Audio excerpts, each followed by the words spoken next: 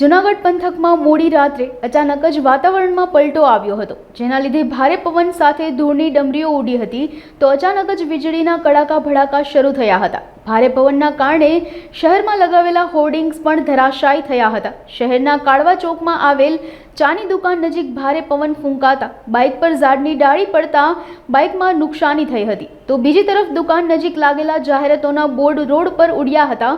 ભારે પવનના કારણે રોડ પર ધૂળની ડમરીઓ ઉડી હતી, જેના લીધે શહેરના ઘણા વિસ્તારોમાં વીજળી ગુલ થતાં અંધારો પટ છવાયો હતો। જ્યારે અચાનક જ આવેલા ભારે પવનના કારણે શહેરમાં લગાવેલા મોટા હોર્ડિંગ્સથી લોકોમાં ભય જોવા મળ્યો હતો। અણધાર્યા આવેલા આ વરસાદથી ખેડૂતોમાં હાલ ચિંતાનું મોજું ફરી વળ્યું છે।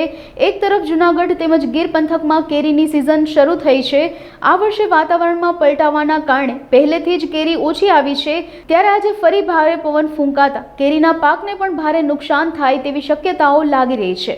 અત્યારે અંદાજિત 30 થી 40 કિલોમીટરની ઝડપે પવન ફૂંકાઈ રહ્યો છે। આ પવન ફૂંકાવાના પરિણામે અત્યારે જિલ્લા વહીવટીતંત્ર દ્વારા જિલ્લાના તમામ વિભાગોને સાવચેત કરવામાં આવેલ છે। પીજીવીસીએલ, આરએનબી, પોલીસ વિભાગ અને વન વિભાગને પોતાની ટીમો તૈયાર રાખવા સૂચના આપવામાં આવેલ છે। હાલ સુધી આવા કોઈ કંટ્રોલ રૂમમાં મેસેજ મળેલ નથી। જિલ્લામાં હાલ કંટ્રોલ રૂમના મેસેજ મુજબ કોઈ જાનહાનિ કે માલહાનિ થયેલ નથી। હું વિપુલ રખવાણી જુનાગઢથી બોલું છું।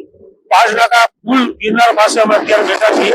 અમે રોજ ગરમીથી બચવા માટે અહીંયા રાતના આવતા હોઈએ છીએ અને આજે અચાનક જ આંધી તોફાન સાથે પવન ચાલુ થઈ જતા અમારા અહીંયા ઘણા બધા લોકો અહીંયા બેસતા હોય છે।